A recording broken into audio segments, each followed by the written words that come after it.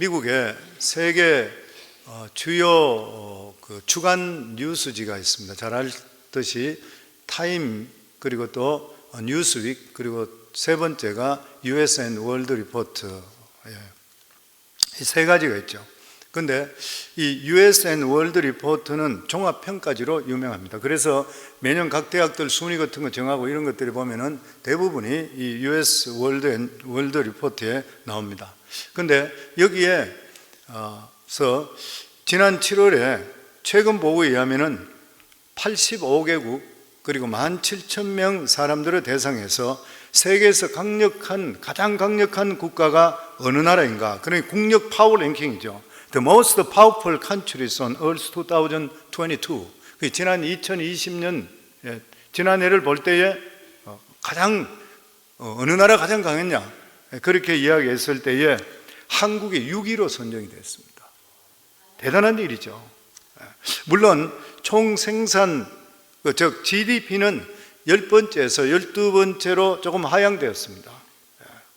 그런데 국가 경쟁력으로는 전 세계 사람들이 자기들이 생각하는 것은 한국이 세계에서 6번째라. 그러면서 거기에서 자기들이 그 평가 기준이 뭐였었냐면은 외교 정책과 영향력, 그리고 국방 예산, 그리고 세계 경제에 미치는 영향, 그리고 지도자의 역량, 그리고 강력한 군사 동맹, 이런 것들을 통해서 세계에서 가장 강력한 그런 나라가 누구냐 했을 때 첫 번째가 미국 나와. 그리고 두 번째가 중국, 세 번째가 러시아, 네 번째가 독일, 그리고 다섯 번째가 영국, 그 다음에 한국이었습니다. 진짜 놀라운 일이죠. 대한민국 5,000년 역사에 이런 적이 정말 없는 것이죠. 여기는 아마 저는 단언하기를 선교사님들의 피가 있었고, 그리고 지금도 대한민국이 기독교가 이렇다 저렇다 한다 모르더라도 얼마나 많은 사람이 기도하는지 모르는 것이에요. 그러니까 정치는 후진국이라 하는데도 불구하고 대한민국을 저렇게 축복하는 그러한 이유는 하나님께서 기도하는 사람을 들어보시면서 나를 축복한다, 그렇게 믿는 것이에요. 그러니까 역사의 주관자는 누구시에요? 하나님이시에요. 아멘. 네. 그러나 아무리 강대국이라 한다 하더라도, 아무리 큰 제국이라 한다 하더라도 하나님께 손을 놓으시면 어느 순간에 없어지는 것이에요. 이 세상에 영원한 것은 없는 것입니다. 우리가 잘 알고 있듯이 옛날에 로마인 이야기를 집필했던 그 시노 나나미 여사 적었던 로마인 이야기 15편 마지막에 보면은 1200년 역사의 로마의 멸망은 너무나 허무했다, 이렇게 됐어요. 그렇게 번창했던 나라가 멸망하는 데는 너무나 쉽게 허무하게 망해버리는 것이에요. 사실 지도로 보면 이탈리아는 적은 나라고 그 중에 로마는 아주 하나의 도시는 적은 것이죠.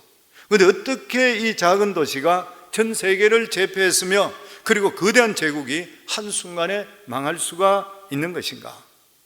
그러면서 로마 제국은 기독교와 깊은 관계가 있다는 것이에요. 처음에는 기독교에 무관심했습니다. 그러나 총독 빌라도는 유대인들에게 넘어가서 예수님을 십자가에 못 박고 처형했고, 나중에는 로마도 기독교를 엄청스럽게 핍박을 했습니다. 그래서 기독교를 한참 핍박할 때 써졌던 요한계시록에는 이미 로마가 멸망할 것이라고 예언했었습니다. 이사야 시대 때에 로마와 비슷한 그러한 대제국이 있었습니다.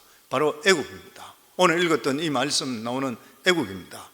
애굽이라 그러면 우리가 가장 먼저 떠오르는 것이 뭐냐면 이 거대한 피라미드, 스핑크스, 미라, 이런 것을 생각할 수 있습니다. 아마 내년에 저희들 성지순례 가게 될 때에 우리가 그게 애굽에 도착하고 설 때는 밤에 도착하기 때문에 모르는데 아침에 일어날 때 앞에 갑자기 거대한 거대한 이 피라미드이 보이는 것이에요. 저도 가서 깜짝 놀랐던 거예요, 예전에. 근데 이 애굽은 그 당시에 이 최고의 문명국이었습니다. 고대 세계에서는 애굽은 가장 안정된 그런 나라였었고, 메소포타미아 문명과 함께 세계 양대 문명을 이루고 있었습니다. 굉장했던 것이요. 뿐만 아니라 애굽은 아브라함 때부터 유다가 바벨론에 멸망할 때까지 이스라엘과 깊은 관계를 가지고 있었습니다. 그런데 오늘 여기 말씀에 보면 중요한 것이 뭐냐면 유다가 지금 아수르의 공격을 받고 있는 이때에 왜 이사야가 애굽의 멸망을 예언하고 있는 것인가? 그 당시 세계에서 아수르의 공격을 받으면서 의지할 수 있는 강대국이라 생각하면 애굽밖에 없다 이렇게 생각했습니다. 그런데 하나님께서는 이사야 선지자를 통해 말씀하시기를 이미 애굽은 옛날 애굽이 아니고 망해가는 애굽이기 때문에 그들을 의지할 생각을 하지를 말라고 하는 것이요, 아예 애굽이 없다는 것을 생각하고 너희들은 계획을 세워야 된다. 애굽은 보기에는 굉장히 크게 보이고 힘이 있어 보이지만 곧 무너질 것이니까 믿지를 말라. 하나님 그렇게 말씀하고 있습니다. 왜냐하면 이스라엘 사람들은 출애굽할 때 애굽에서 430년 종살이하다 나왔기 때문에 자기들의 고향이 애굽이라 생각해요. 자기들은 급한 일만 있으면 애굽에 요청을 하는 것이에요. 자기들은 항상 그렇게 생각했습니다. 그렇기 때문에 그들은 애굽이 자기들의 뒷배경이라 이렇게 생각을 했습니다.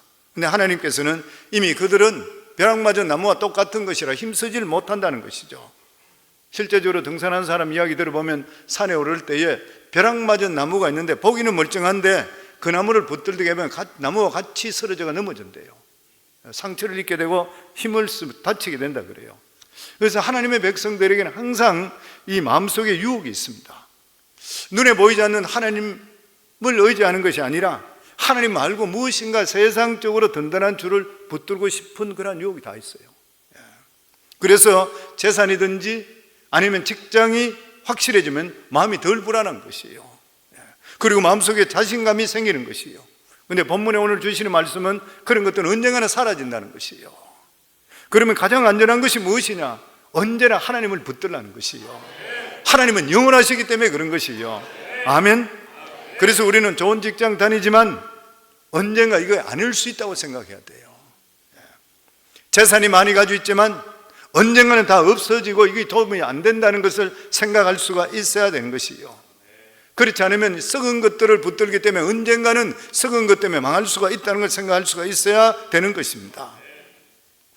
다윗이 하나님 마음에 합한 자라 이렇게 말씀해요. 성경에 보면 하나님 마음에 합한 자라, 기가 막힌 말씀이죠.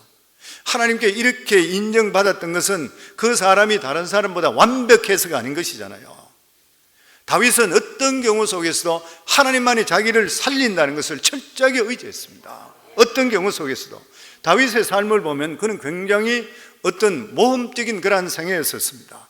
적진 깊숙이 들어갈 때도 있었고 어떤 때는 적들에게 포위될 때도 있었습니다. 이러한 위기에 빠질 때도 많았던 것이에요. 그럴 때마다 다윗이 하나님께 부르짖었습니다. 그런데 부르짖었을 때 어김없이 하나님이 나타나셨어요. 하나님께 역사해 주셨습니다. 하나님의 초자연적인 도움이 있었습니다. 어떨 때는 천둥이 쳐요. 어떨 때는 비가 억수같이 쏟아지는 것이에요. 그래서 다윗은 자기 자신이 어떤 위기 속에 있다 하더라도 하나님이 도우신다는 것을 믿었기 때문에 누구에게든지 담대했습니다. 그리고 모험적인 삶을 살게 됐어요. 왜냐하면 내가 일을 하더라도 항상 하나님께 나와 함께 하신다는 알기 때문에 두려움 없이 모든 일을 할 수 있게 되었던 것이에요. 그래서 우리가 잘 좋아하는 시편 18편 2절 우리가 많이 외우는 거잖아요. 하늘 여호와는 나의 반석이시요, 여호와가 자기의 반석이래요. 나의 요새시요, 나의 피할 바이시요, 나를 건지시는 자시요, 나의 하나님이시요, 내가 그 안에 피할 나의 바이요, 나의 방패시요, 나의 구원의 뿌리시요, 나의 산성이시로다. 우리 모두의 고백이 이게 분명히 돼야 될 줄 믿습니다. 아멘. 다윗은 인생에 항상 피할 것이 하나님이라. 어떤 어려움이 찾아오더라도 하나님께서 너를 건져 주실 것이라, 이런 뜻인 것이죠. 그래서 성도님들에게 가장 이 안전한 피난처는 어디냐면 말씀이 살아있는 교회입니다. 반드시 기억하셔야 됩니다. 그래서 성도님들이 교회를 사랑하시라는 거예요. 교회가 말씀이 살아있어야 되고 성령의 충만함이 능력이 나타날 수 있는 교회에 있을 때 우리 영혼이 잘된 같이 범사에 잘되는 역사가 임하게 되어 있는 것이에요. 이러한 신앙 공동체에 있게 될 때 마귀들이 건드릴 수가 없어요. 찍어낼 수가 없어요. 왜 그래요? 하나님의 보호막이 쳐지기 때문인 것입니다. 아멘. 우리는 애굽의 심판이라면 제일 먼저 생각하는 것이 모세가 애굽에서 출애굽할 때에 내렸던 10가지 재앙에 대해 생각합니다. 그런데 오늘 이사야를 통해서 애굽에 심판하신다는 것은 출애굽 때와는 전혀 다른 그러한 재앙이었습니다. 우리 1절 저희들이 이제 같이 읽습니다. 애굽에 관한 경고라. 보라, 여호와께서 빠른 구름을 타고 애굽에 임하시리니 애굽의 우상들이 그 앞에서 떨겠고 애굽인의 마음이 그 속에서 녹으리로다. 원래 이 구약 성경에서 여기 보면 여호와께서 빠른 구름을 타고, 구름이라는 것은 하나님의 임재입니다. 히브리어로 쉐키나, 거한다, 그런 뜻이죠. 신적인 영광을 말하고 있습니다. 그래서 여기에 빠른 구름을 타고 애굽에 임하리라는 것은 하나님의 특별한 방식으로 속히 급히 임해서 무서운 재앙을 내리실 것이라, 그렇게 말씀합니다. 빠른 구름을 타고 애굽에 행하리니 애굽 우상들이 그 앞에서 떨겠고, 그 애굽 우상들이 하나님 심판 앞에서 덜덜 떨 뿐만 아니라 우상들이 속수무책이라는 것이요. 그러니까 이 전혀 도움이 되지 않을 이러한 우상들 인간적인 방법은 아무 소용이 없다. 하나님의 심판이 내릴 때는 아무 소용이 없다고 하는 것입니다.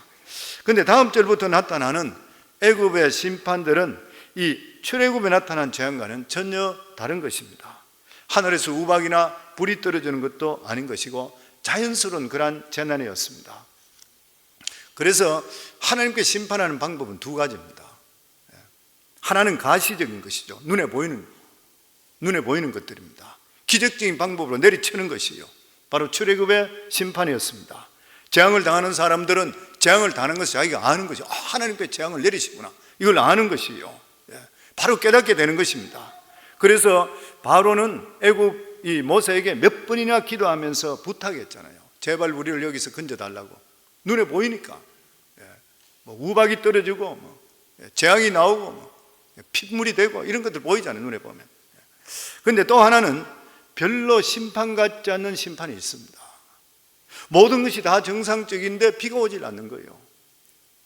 아니면 경기가 나빠지는 것이요. 그래서 조금씩 망해가는 것이요.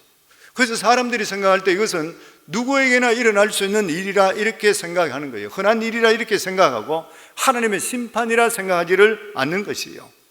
그래서 끝까지 여기까지 괜찮겠지 그러면서 인간적인 방법을 의존하고 혹시 요행을 바라다가 나중에는 완전히 망해버립니다. 다시 돌아올 수가 없게 되는 것이요.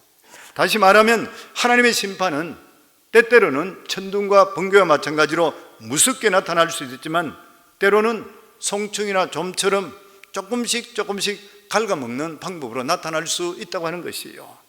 우리 삶에도 똑같습니다. 그런데 이 두 가지 중에 어느 것이 더 무서워요? 보이지 않는 것이 훨씬 더 무섭습니다. 보이지 않는 것이 조금 내 인생을 갉아먹고 내가 시들어가는 인생.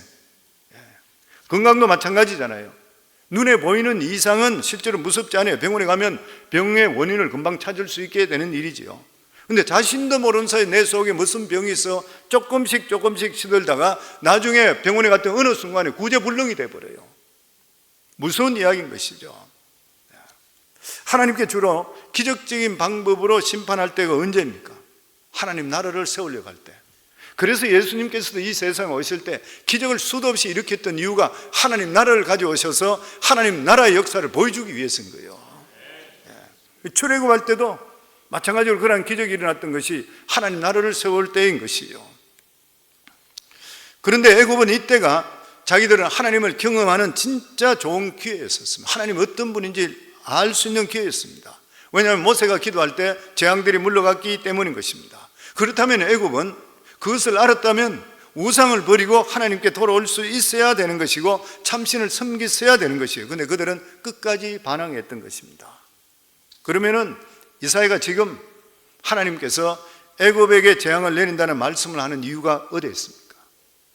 회개하라는 것입니다. 회개하라고 재앙 내리시는 것이요. 그렇지 않으면 예언의 말씀대로 너희들은 멸망할 것이라 그렇게 말씀합니다. 그래서 우리가 항상 깨달아야 될 것이 뭐냐면 우리가 잘못했거나 하나님 말씀을 떠나 있을 때 그때 징계해 주시고 내 마음속에 어려움을 주신다면 하나님께서 우리를 아직까지 포기하지 않았다는 것이에요. 포기하지 않았다는 것입니다.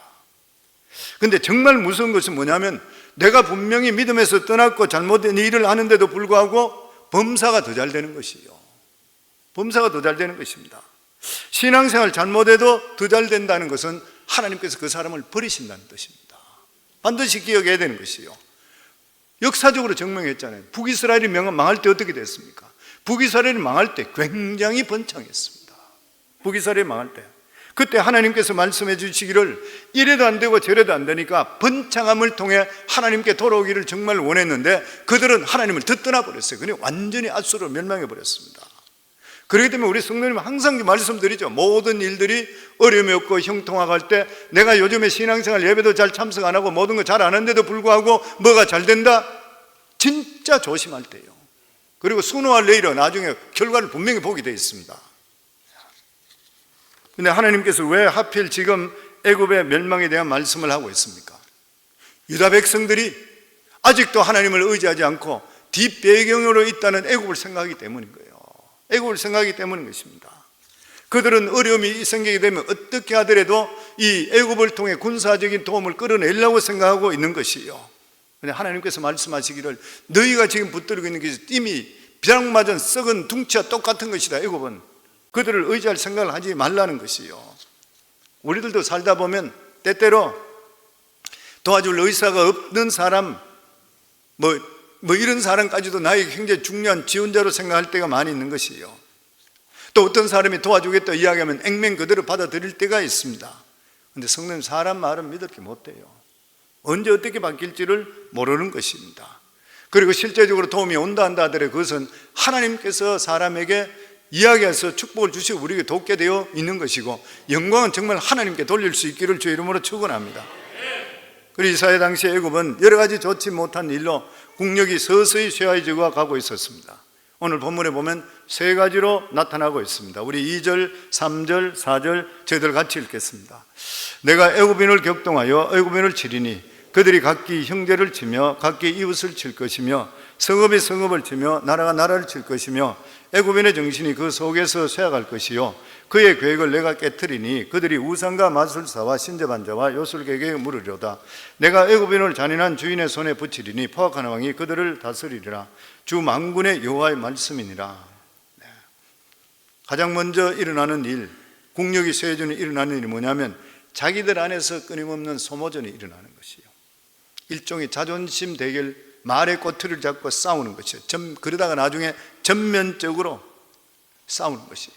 교회도 똑같습니다. 교회도 주의 영으로 충만한 사람은 절대 안 싸워요. 그런 식으로 싸울 이유가 없는 것입니다.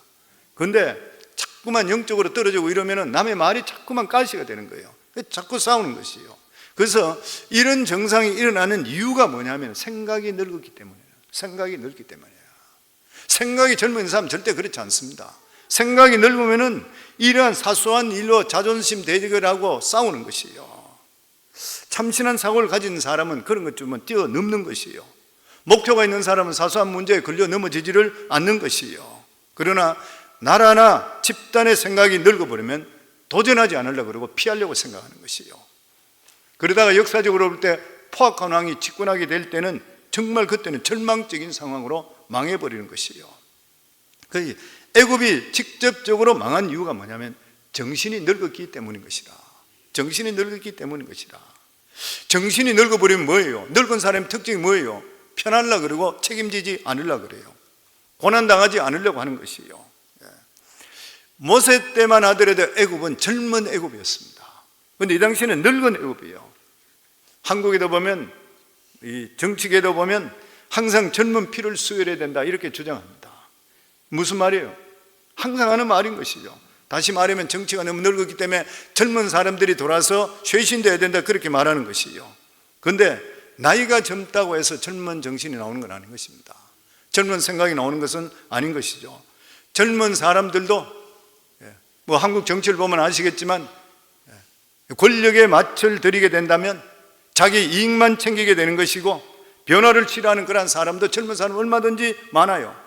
이러한 젊은 사람을 뽑는다 하더라도 늙은 사람보다 오히려 생각이 더 경직될 뿐만 아니라 융통성이 더 없어지는 것이고 자기 이익만 챙기게 되는 것이에요. 그렇다면 어떻게 하면 건전하고 신선할 수가 있을 것인가? 로마와 애굽도 망할 수밖에 없었던 것은 생각과 마음이, 정신이 부패했기 때문입니다. 그들은 부패되었습니다. 공산주의가 무너진 것도 부패잖아요. 전 인민들을 위해서 그랬지만 지도층들이 다 자기들이 부패해버렸잖아요.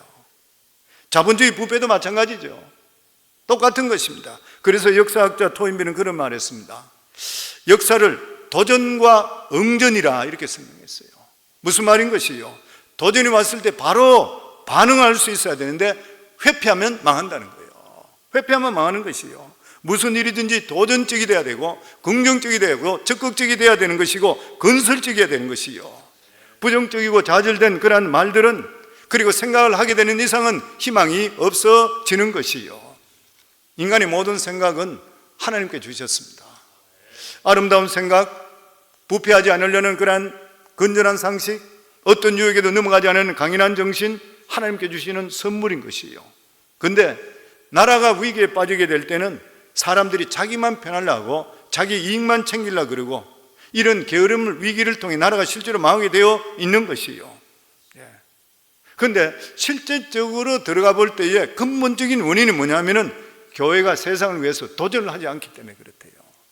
예배당에 온 성도들에게 세상을 변화시키도록 도전을 줘야 되는데 그냥 와서 잘 먹고 잘 사는 이야기만 듣고 이런 것만 끝나버리니까 세상을 변화 못 시키는 거예요.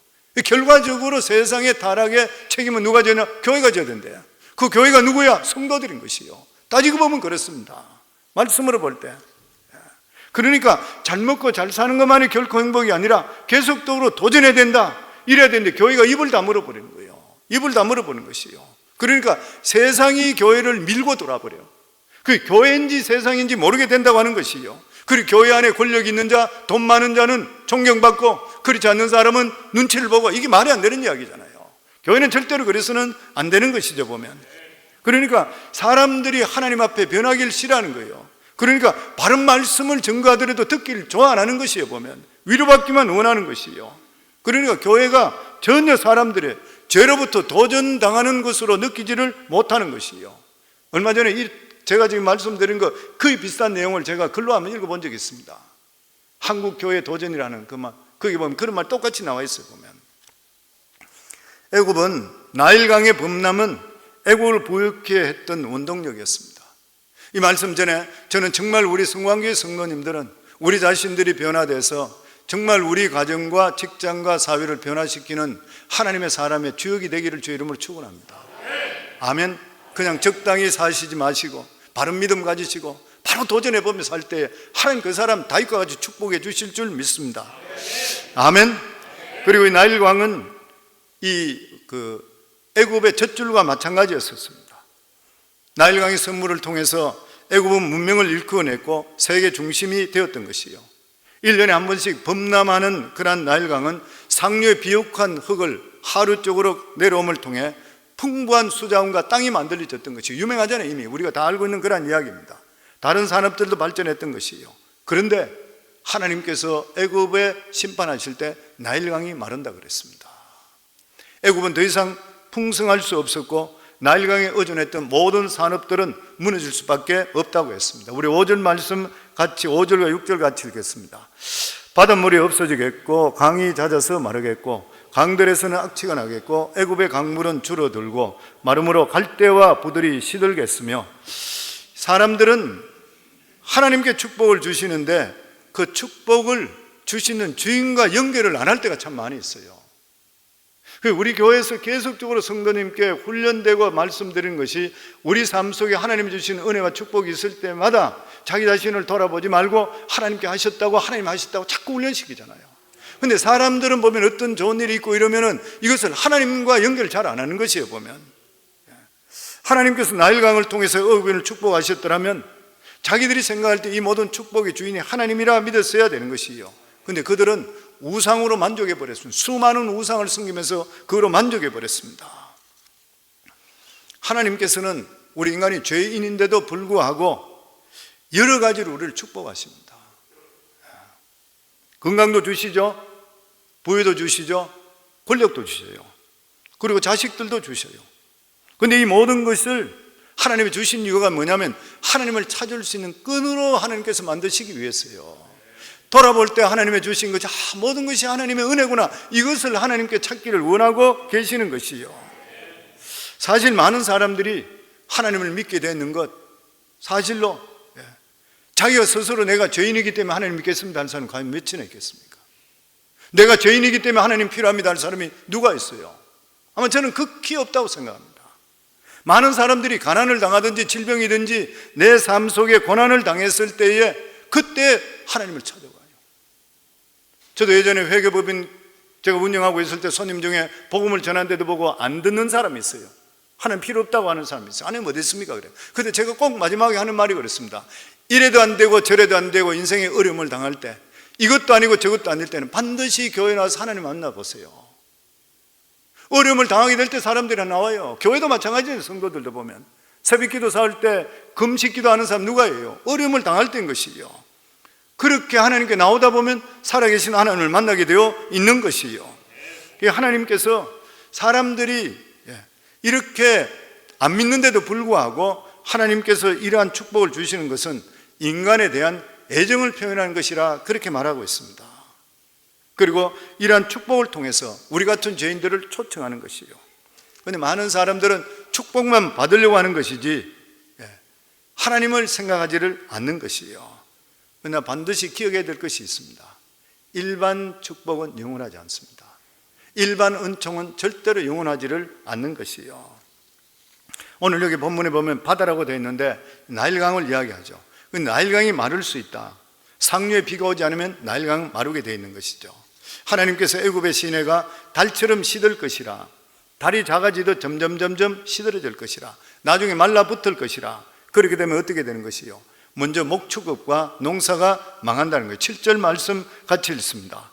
나일 가까운 곳 나일 언덕의 초장과 나일 강 가까운 곡식밭이 다 말라서 난려가 없어질 것이며, 애굽의 가장 중요한 산업은 목축과 농사예요. 그 다음에 어업이 주고요. 당연한 결과죠. 8절 말씀입니다. 어부들은 탄식하며 나일강에 낚시를 던지는 자마다 슬퍼하며 무리에 그물을 치는 자는 피곤할 것이며, 그리고 셋째가 나일강 언덕에서 나던 마로 실을 짜던 섬유 산업이 죽습니다. 9절에 보면 세마포를 만드는 자와 배 뜨는 자들이 수치를 당할 것이며, 역사의 주관자는 하나님이시요. 우리를 부하게 하시는 분도 하나님이시고 망하게 하시는 분도 하나님이시요. 우리는 어쨌든 하나님께 붙어 계셔야 되는 것이에요, 보면. 그러면서 애굽도 돈이 많을 때 애굽이지 가난할 때 애굽이 무슨 필요 있겠습니까? 그래서 여기 10절에 보면 그의 기둥이 부서지고 품꾼들이 다 마음에 근심하니라. 무슨 말이에요? 더 이상 애굽이 돈이 없어서 지탱할 힘이 없어지니까 품꾼들이 도망갈 생각한다는 거예요. 도망갈 생각이에요. 회사도 그렇잖아요. 망할 때 그러면은 직원들이 어떻게 도망칠 생각하고 어떻게 딴 데 이직할 생각하죠. 똑같은 일인 것이요. 그게 무슨 말입니다? 물질적인 축복은 일반 은총이기 때문에 영원하지 않다는 것입니다. 중요한 것이 무엇이요? 특별 은총입니다. 특별 은총이죠. 이것은 하나님께서 하나님의 백성에게 주시는 오직 말씀과 성령으로 사람이 새롭게 되는 거예요. 아멘. 이것을 붙들려야지 어떤 경우 속에서 절망하지를 않는 것이에요. 하나님 말씀이 있는 것에는 기적적인 역사가 나타나게 되어 있는 것이고, 또 그리고 하나님이 주시는 물질도 바로 사용하게 되어 있습니다. 우리 삶 속에 말씀 있는 곳에 헌신한 사람들이 모여오게 되어 있는 것이요. 그리고 그들은 하나님이 주신 은총을 제대로 사용하는 것입니다. 그렇다면 가난한 것이 좋은가요? 그렇지 않은 것이죠.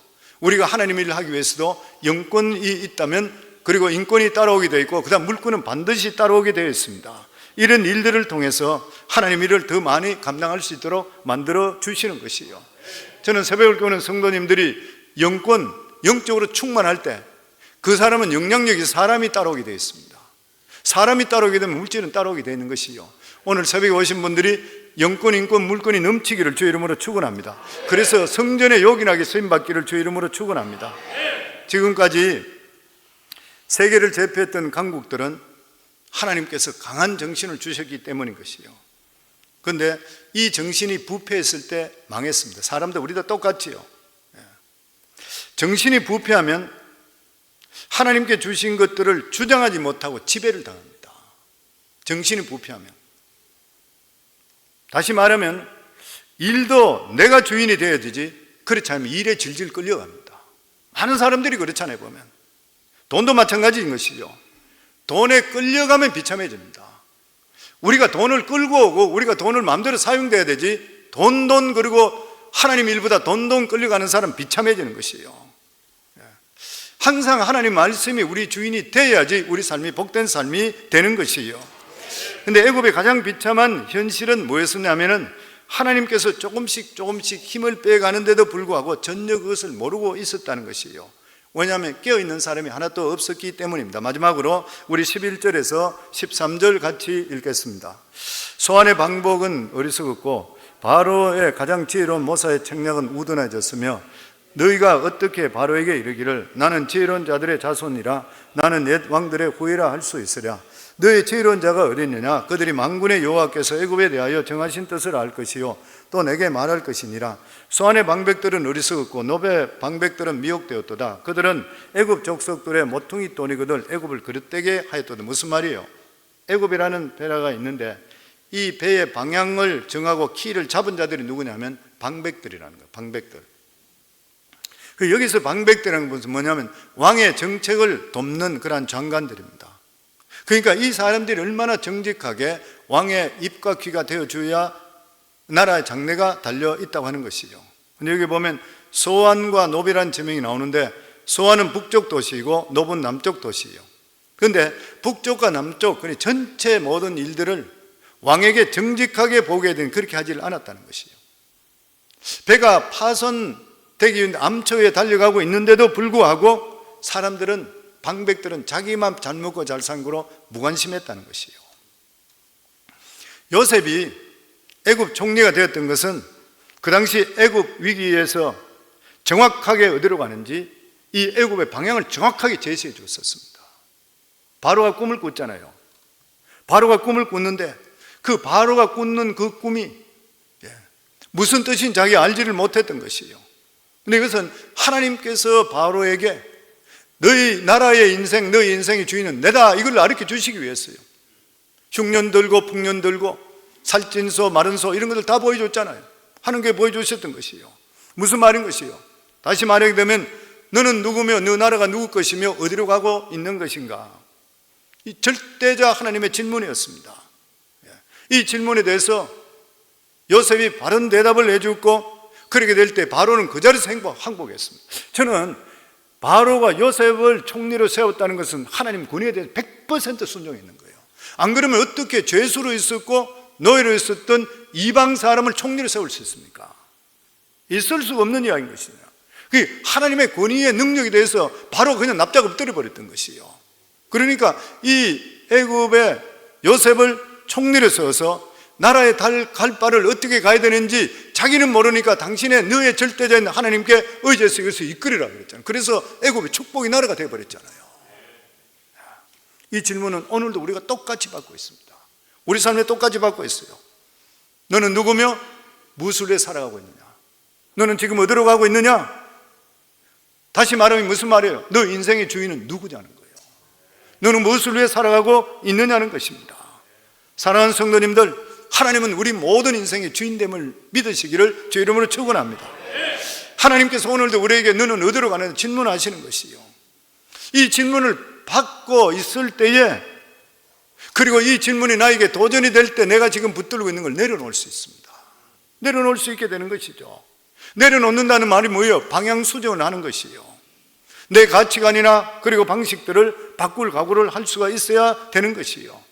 마치 에스더가 지금까지 자기가 왕비로 잡고 있었던 것, 내가 왕에게 나가서 죽어버리든지 이 왕비의 위치를 잃어버리면 어떻게 할까 하는데 하나님의 말씀에 도전에 따라서 내가 이름은 이르리라 각오인 것이요. 그렇게 해서 다시 살아났습니다. 하나님은 오늘도 우리들에게 방향 수정을 요구하고 계십니다. 성도님뿐만 아니라 저희에게도 마찬가지죠. 누구에게든지 하나님께 말씀하는 것이요. 항상 하나님께 우리에게 새롭게 도전하시고 말씀해 주십니다. 애굽이 망할 수밖에 없던 가장 이유가 뭐예요? 사고의 경직이었습니다.